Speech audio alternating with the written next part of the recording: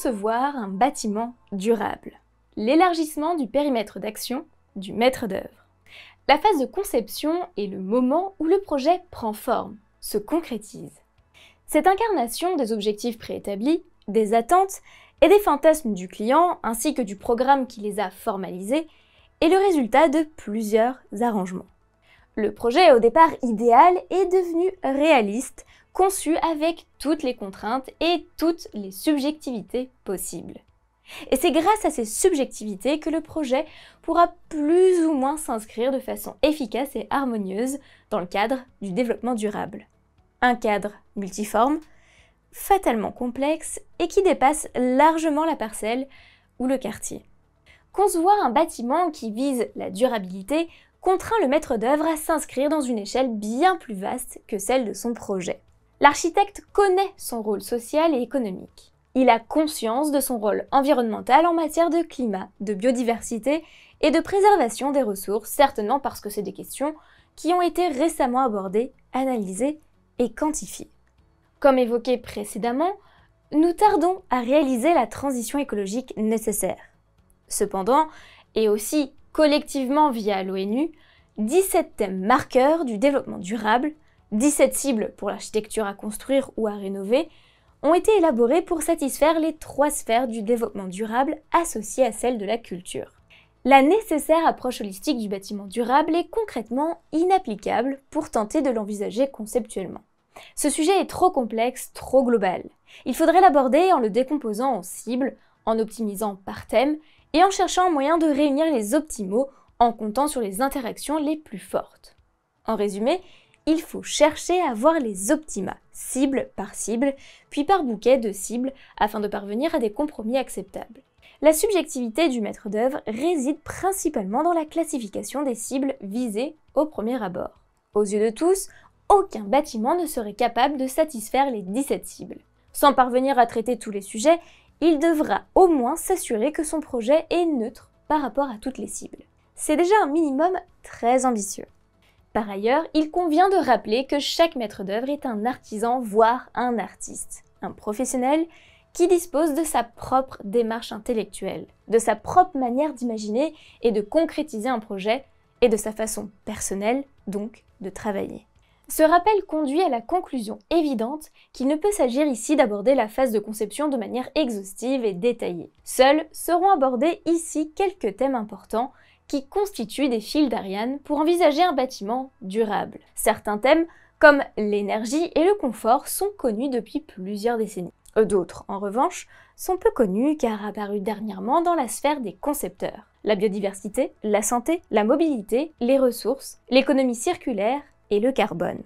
Au cours des 20 dernières années, des procédures incitatives et des labels fondés sur des certifications ont été mis en place. Ces derniers ont permis aux acteurs de la construction de se familiariser avec certains de ces nouveaux thèmes. Ces nouveautés seront, qu'on le veuille ou non, traitées par une équipe de maîtrise d'œuvre soumise aux réglementations à venir. En particulier, la réglementation environnementale RE 2020 entre en vigueur en 2022 et traite de l'impact carbone. Un sujet qui va bouleverser les savoirs et savoir-faire. Au-delà de la transition numérique, il faut aussi considérer les outils de conception qui vont se transformer dans les détails et se banaliser aussi de façon progressive et inéluctable. L'approche BIM ou BIM et l'intelligence artificielle sont 2 thèmes qu'il est important d'évoquer au risque d'envisager une dépréciation rapide de ce chapitre. En effet, ces nouvelles méthodes et outils permettront de maîtriser et d'absorber une quantité croissante de paramètres à considérer et probablement révolutionneront les protocoles de travail collectif au sein de la maîtrise d'œuvre. La maîtrise d'œuvre dans le contexte français. Certains aspects nationaux hiérarchisent considérablement l'organisation de la maîtrise d'œuvre, les méthodes de travail et les choix architecturaux et techniques. On peut ici en citer 3. Les modes de formation initiale des architectes et des bureaux d'études. Le poids relatif des enjeux nationaux concernant le parc existant à rénover et la construction.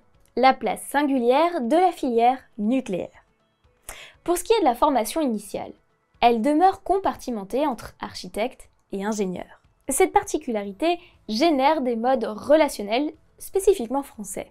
De façon globale et caricaturale, l'architecte a une culture technique assez pauvre et se repose souvent, à contre-cœur, sur l'ingénieur. Ce dernier, du fait de sa formation, est rarement accessible aux aspects culturels et sociétaux de l'architecture. Ce constat permet de comprendre que l'on attend que l'architecte soit très avancé dans la conception des plans avant de commencer à effectuer les divers calculs économiques, thermiques, structurels, acoustiques et j'en passe. Le résultat est un plaquage de la technique sur l'architecture. Ce séquençage, ou chronologie, est encore bien enraciné dans les pratiques, même s'il s'atténue très progressivement. Globalement, jusqu'à présent, la qualité des projets français n'était pas en retard par rapport à celle de nos voisins. Cependant, avec la démarche de développement durable appliquée au bâtiment, un nombre important de thèmes et d'interactions doivent être abordés dès la phase préparatoire du projet, au risque d'aboutir à un compromis technico-économique non durable.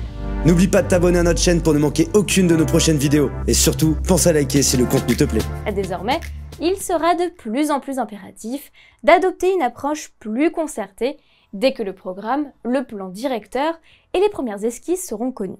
Par ailleurs, le parc immobilier existant représente 35 millions d'équivalents logements et doit être donc massivement rénové. En construisant chaque année 1% du parc et en ne déconstruisant que 0,9%, la principale source d'économie de consommation d'énergie carbone proviendra de la rénovation des bâtiments. De plus, l'approche carbone renforcera la prise de décision de rénover un bâtiment existant plutôt que de le démolir et de le remplacer par un nouveau bâtiment, aussi performant soit-il. Ainsi, la phase de conception pourrait à l'avenir être plus souvent envisagée dans le cadre d'une rénovation plutôt que d'un nouveau projet.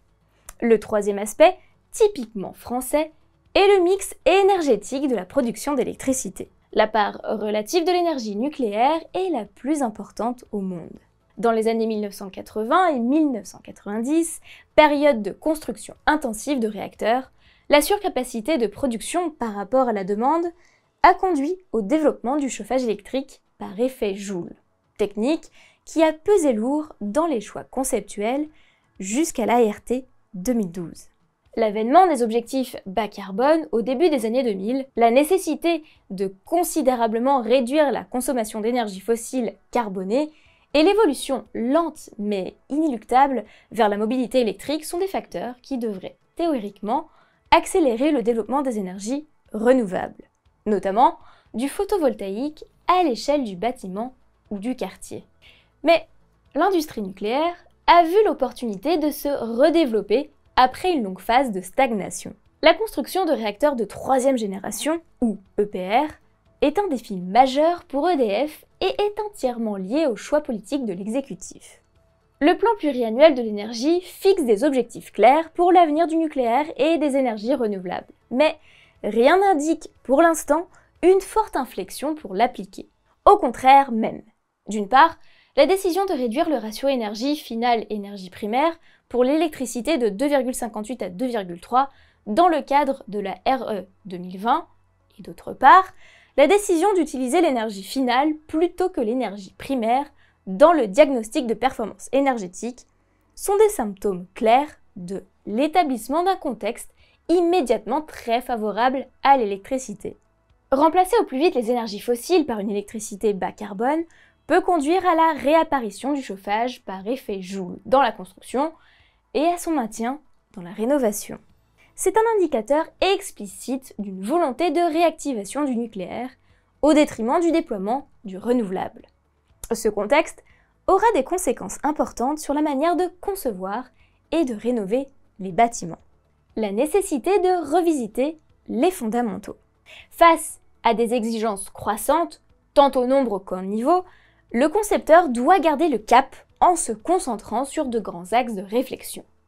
Le premier fondamental peut être résumé par la question « Pourquoi construire un bâtiment ?» À l'heure où nous devons économiser drastiquement les ressources, cesser d'émettre des gaz à effet de serre et respecter la biodiversité, cette question reste légitime. Le bâtiment le plus vertueux est celui qui n'existe pas. Au-delà de la plaisanterie, il faut se demander s'il faut détruire un bâtiment existant et le remplacer par un bâtiment très performant ou le rénover au mieux. Les réponses sont principalement au stade de la programmation. Elles nécessiteront désormais des approches plus quantitatives pour déterminer les compromis technico-économiques, sociaux et environnementaux. Il est probable qu'un nombre croissant de concepteurs, d'architectes et d'ingénieurs seront impliqués dans l'assistance à la maîtrise d'ouvrage. Dans ce contexte très évolutif, les AMO qui n'étaient pas ou plus impliqués dans la conception seront condamnés soit à disparaître, soit à assurer également des missions de maîtrise d'œuvre afin d'actualiser leurs connaissances. De plus, la vocation première d'un bâtiment n'est pas d'économiser l'énergie ou de réduire son impact carbone. Cette évidence conduit au deuxième fondamental. Un bâtiment doit créer une atmosphère intérieure à la fois la plus agréable et la plus sobre possible. Derrière ces deux mots se cachent les occupants et leur subjectivité. Le bâtiment doit également générer ou préserver une qualité des ambiances extérieures, car les sentiments sont souvent relatifs.